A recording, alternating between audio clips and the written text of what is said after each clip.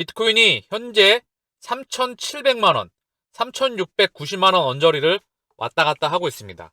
업비트 기준 2시 50분. 자, 차트에 지금 월봉인데요. 한눈에 이 비트코인의 그림과 리플의 그림이 보입니다. 자, 먼저 비트코인을 잠깐 보고 가면은요. 자, 지금 이 부분까지 내려와 있어요. 어디? 자, 여기 보이시죠? 요 라인. 요 지지 라인이 중요합니다. 여기 이탈하면 여기예요, 여기. 여기 라인 지지는 굉장히 강해요. 왜? 지지와, 이거 보이시죠? 지지와 저항이 투심이 몰려 있어요. 거래량도 동반되어 있고요. 요 라인 지지가 만나기 때문에 투심이 몰려 있기 때문에 이 라인 지지가 중요합니다. 저점과 고점의 바닥에 있는 지지예요. 요걸 이탈하게 되면 요 지지는 저항으로 바뀝니다. 자, 그래서 중요한 건 여기를 이탈하면 또 어디를 봐야 되냐? 자, 그러면 여기에요. 다음번 지지라인은 강하지가 않아. 왜? 여기 슈팅이 나왔기 때문에. 월봉으로 보면 엄청난 강력한 슈팅이 나왔죠. 그래서 전 고점이 2,600만원. 요 라인인데요. 일단 요 부근에서 안정을 취해줘야 되겠죠. 그쵸? 큰 그림에서는 요 라인에서 현재 박스를 그려 나가고 있다. 예전보다는 2,600만원에서 300만원 중반대, 8,000만원대에서 3,500만원대, 50%좀 더 되죠? 지금 주가가 성장주, 기업에서도 성장주 같은 경우에는 고점 대비 60% 난 게 수두룩합니다. 그러나 비트코인, 예전에 비해서 점차 안정화가 돼가는 추세입니다. 나스닥과 전세계 증시와 암호화폐, 변동성이 상당히 크죠? 자, 리플은 504원, 505원을 왔다 갔다 하고 있습니다. 리플의 월봉이에요. 그래서 월봉을 먼저 좀 볼게요. 요 라인 지지를 지금 명확하게 받고 있죠. 그쵸? 우리는 많이 올라간 게 없어요. 섹과의 소송과 그 다음에 제드 맥켈렙의 물량과 기타 기득권이 그리는 그림이 있기 때문에 항상 언급드렸죠? 가장 나중에 파괴력이 가장 세게 올라간다. 그 모멘텀은 제가 계속 언급을 드리고 있죠. 그래서 지금 현재 요 라인 지지가 중요하고요. 우리는 올라간 게 많지 않아서 요 라인의 지지가 상당히 많아요. 밑에도. 중요한 건 고점 대비 그래도 많이 빠져 있죠. 그쵸? 역삼각형의 모습을 현재 그리고 있어요. 그쵸? 그쵸? 요 투심 라인에서 이제 방향이 조금은 돌아 나가길. 그러기 위해선 시장이 처음에 안정이 조금은 돼야 되겠죠? 자, 리플의 일봉입니다. 하루짜리 일봉인데요. 월봉을 잘게 썰어놓는 게 주봉이죠. 주봉을 잘게 썰어놓은 게 일봉입니다. 자, 여기 보면 제가 선을 그어놨어요. 지금 현재 이 가격대는요. 이 라인에 지지를 받고 있어요. 요 라인에. 그래서 자, 앞으로 지켜보자고요. 리플이 어떠한 모습을 그려 나갈지 큰 그림에서는 명확성을 제가 항상 언급드리고 있죠. 그리고 오늘은 이렇게 힘들 때, 장이 지지부진할 때, 앞이 보이지 않을 때, 내가 계속 처음 마음 먹었던 거는 다르게 뭔가 흔들릴 때, 그럴 때는 늘 본질, 초심으로 돌아가야 되며 리플이 하고 있는 사업 분야에 명확한 그런 큰 그림과 본질을 다시 한번 체킹해봐야 되겠죠. 리플의 롤러코스터 장세 지속, XRP 반등은 언제쯤? 미 사법당국, 세계 미국 증권거래위원회의 XRP 투자자 법정 조언인 참여, 이의제기 준비 시간 요청 승인, 질질 끌고 있죠.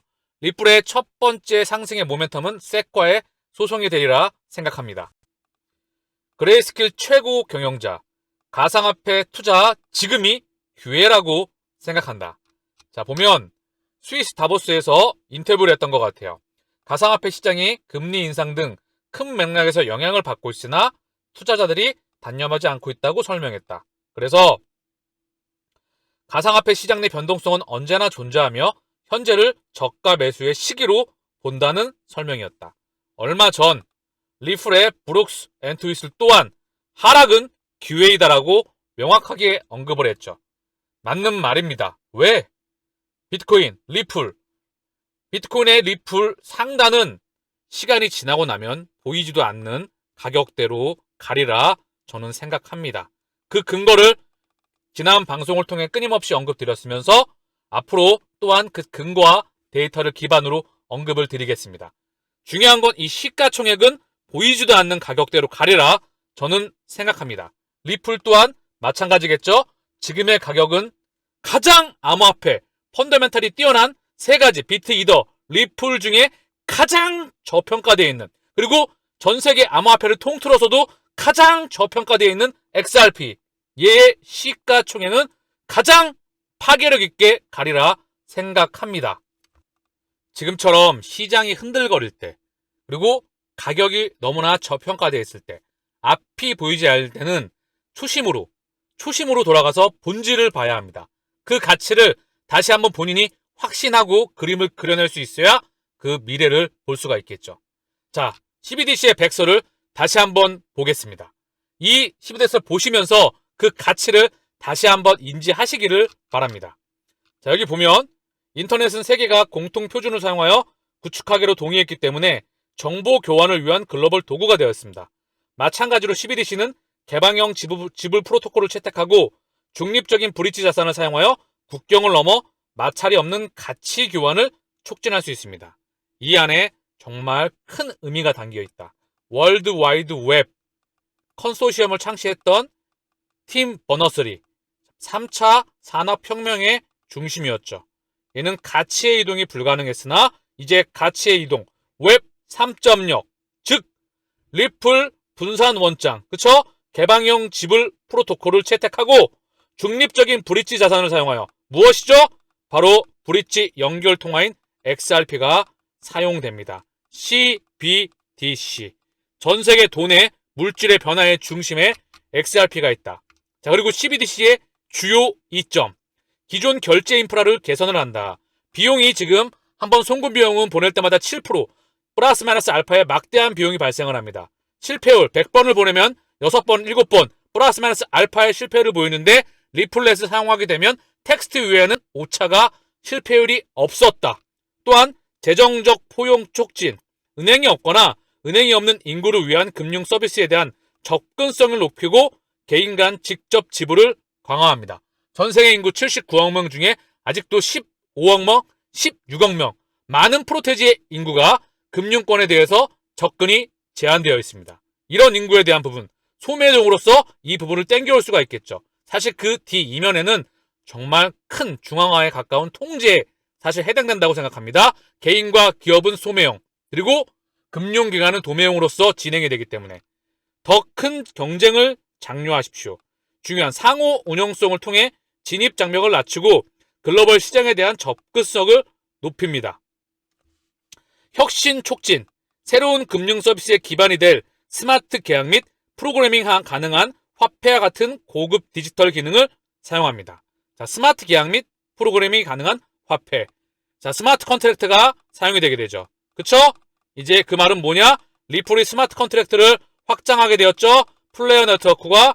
그래서 이제 토큰과 리퀴디티 유동성 허브, 그리고 XLS20, 이 NFT, 그리고 토큰, 그리고 리플렛을 통해서 CBDC를 통해서 전 세계의 물질을 다 교환할 수 있는 그 중심에 있다는 부분을 언급하고 있어요. 스마트 계약 및 프로그램. 중앙은행이 통화 정책에 대한 주권을 유지하고 대체 통화가 시장을 지배하도록 허용하지 않도록 합니다. 중앙은행의 80%가 CBDC를 적극적으로 탐색하고 있습니다. 이 지도는 이러한 국가의 그림을 보여준다. 가장 앞서 있는 CBDC 프로토타입 생성 단계. 자, 우루과이, 그리고 동부 카리브해 연합 바하마, 얘네는 상용화가 되었죠. 그리고 중국, 우크라이나, 그리고 스웨덴. 그 다음 단계, 고급 단계, 유럽, 영국, 리투아니아, 이스라엘, 태국, 일본, 캐나다. 그리고 초기 연구 단계, 미국, 대한민국, 노르웨이, 아이슬란드, 호주, 남아프리카, 그리고 브라질. 전 세계의 모든 대부분의 국가가 이 CBDC를 상용화를 하게 되기를 우리가 눈으로 하게 되리라 생각합니다. 중앙은행의 80%가 CBDC를 적극적으로 탐색하고 있습니다. 이 지도는 이러한 국가의 그림을 보여줍니다. 자, 가장 앞서 있는 CBDC 프로토타입 생성 단계, 우루과이, 그리고 바하마, 동부 카리브해 연합, 얘네는 상용화가 되었죠. 이 나이라와 함께. 그리고 중국, 우크라이나, 그리고 스웨덴. 자, 그리고 고급 연구 단계, 어디죠? 유럽, 영국, 이스라엘, 리투아니아, 일본, 태국, 캐나다, 기초 연구 단계, 미국, 그리고 브라질, 그리고 남아프리카, 호주, 대한민국, 노르웨이, 아이슬란드, 전 세계의 대부분의 국가가 진행을 하고 있습니다. 이 부분은 확장되어 가며 시대의 흐름이며 거스를 수 없는 대세입니다.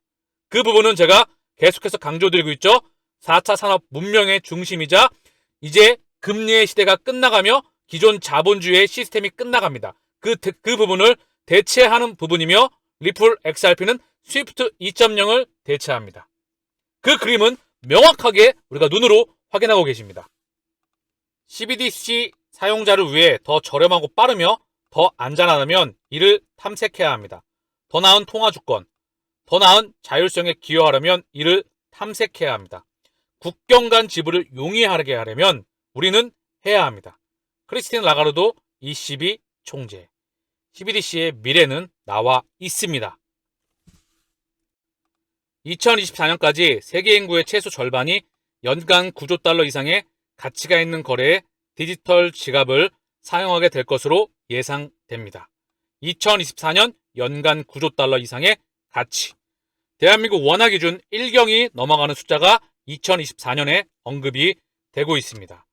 자, 그리고 밑에 정말 중요한 단어가 나와요. 상호 운용성. 극복을 위한 세 가지 열쇠. 모든 CBDC에 있어서 세 가지 열쇠를 극복해야 된다. 첫 번째 상호 운용성인데 한눈에 우리가 가야 될 그런 그림이 명확히 그려지고 있습니다. HTTP 빈 FTP, TCP/IP, 바로 하이퍼 텍스트 트랜스퍼 프로토콜, 인터넷의 통신 구격이죠. 초월한 문서에 이동된 구격, 통신 구격. 같은 공동 프로토콜에 대한 초기 합의로 글로벌 인터넷이 번성했던 것처럼 중앙은행은 다음을 포함한 기본 기능을 다루기 위해 CBDC의 표준에 대한 조정을 시작합니다. 다음번 바로 인터넷이 CBDC이자 리플렛이자 XRP라는 부분을 언급하고 있다는 그런 잠재적인 생각이 듭니다.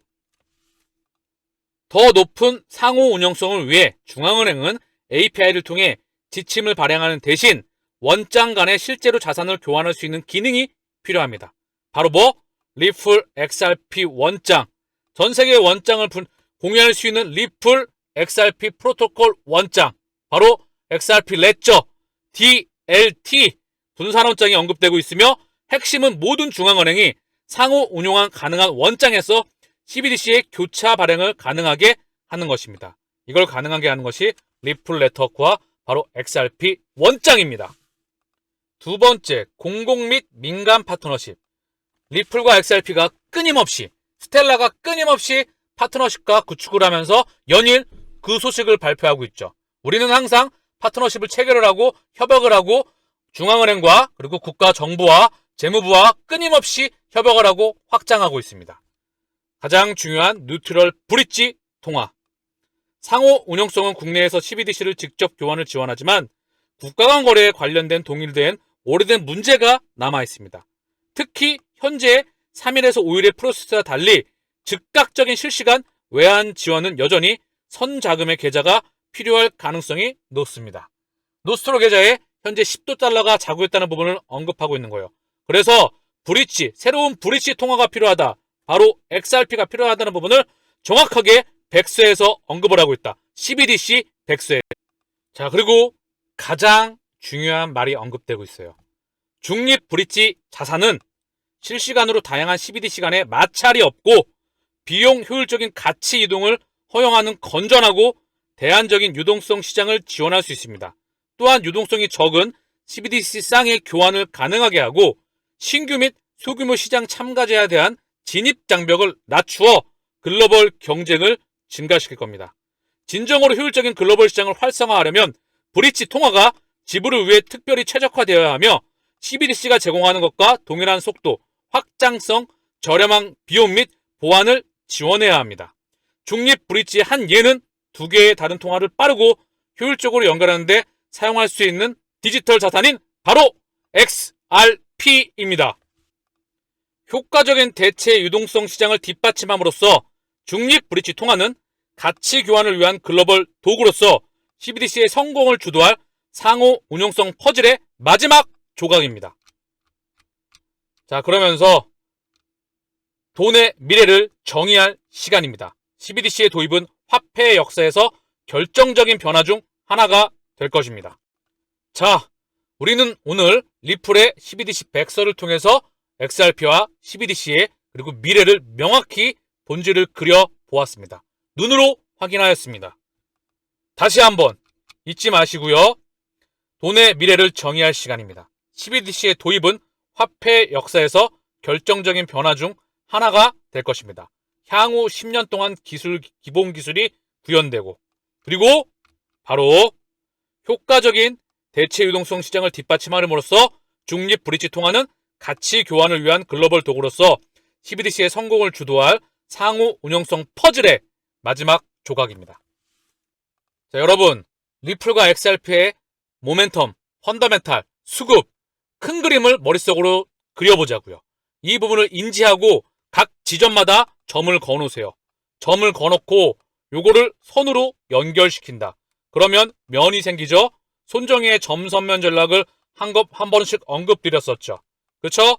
그러면 이 모멘텀을 보면서 리플과 XRP와 오드엘 볼륨의 파이와 우리 리플 네트워크가 성장하면서 XRP의 가치가 커 내려가는 그림을 머릿속으로 인지하면서 각인하시기를 바라겠습니다. 즉, 인지를 하는 것, 내가 투자하고 있는 부분의 가치를 인지하는 것이 가장 중요하기 때문에 XLS20 원장 기반 NFT 발행을 앞두고 있습니다. 이더리움 기반 7일, 얘는 가스비가 나오죠. 중요한 건 개발자의 이 부분에 있어서 조금 더 친환경적이며 그리고 속도와 이런 부분에 있어서 훨씬 더 유용할 수 있다. 이렇게 인정을 받고 있겠죠. 중요한 건 뭐냐? 이 NFT 발행을 앞두고 있다. XRP에 대한 수요가 다시 한번 몰려오고 시장에 자금이 들어올 수 있는 모멘텀이 크게 하나가 될 수 있다. 또 하나, 리퀴디티 유동성 허브, 은행들을 시장으로 끌어들이려 하고 있죠. 이것뿐만 아니라 거래소에 대한 기능과 토큰과 코인과 이런 모든 부분들에 있어서 CBDC를 오늘 중점적으로 언급드렸지만 중간에 연결 통로, 그리고 큰 정말 대세 암호화폐 시장이 현재 금융시장의 0.2%인데 10배 이상 레벨업 시킬 수 있는 그런 엄청난 자금들이 들어올 수 있는 그런 시나리오라고 생각을 합니다. 자, 그 다음 CBDC의 전 세계 중앙은행들의 도입을 모니터링하고 있다. GDP가 큰 미국, 유럽, 일본, 중국, 인도, 한국, 러시아의 얘네들의 각 국가들의 도입 시기를 살펴봐야 된다. 이게 분위기가 무르익으면 처음에 자동차가 나왔을 때도 이게 뭐지? 할 거예요. 컴퓨터가 PC가 나왔을 때도 이게 뭐지? 할 거고요. 인터넷이 나왔을 때도 이게 뭐지? 전신이 있는데 전화기가 있는데 뭐하러 이걸 사용하지? 이게 더 편리한데 그게 아니죠. 바로 사람들의 머릿속에 인식과 제도와 규범과 이런 것들이 다 안착되고 인식이 되고 분위기가 무르익으면 어느 순간 튑니다. 터집니다. 그리고 이때는 사람들이 들어오겠죠. 우리는 이미 바닥에서 많이 모아갖고 그 기간을 미리 예측하고 본질을 봤기 때문에 지금 그 길을 걸어가는 것이라 생각합니다. 이 한 단계 한 단계마다 폭발적인 모멘텀이 되리라 생각해요. 금융기관의 XRP가 꼬치가 되는 그 순간. 자, 그리고 단기적인 모멘텀으로서 중기적인 모멘텀으로서 섹과의 소송, 비트코인과 현물의 ETF 승인, 이더리움의 포스 전환, 코인베이스 리플의 재상장, 리플사의 나스닥 상장. 그쵸? 그래서 우리가 오늘 리플과 XRP에 투자하고 있는 가장 근본적인 이유이자 본질, 가슴이 웅장해지기를, 가슴이 떨리기를, 가격만 보지 말고 그 가치를 안다면, 미래를 봤다면, 그 가치를 봤다면 본업에 충실하며 우직하게 길을 걸어갈 수 있을 거라 생각합니다.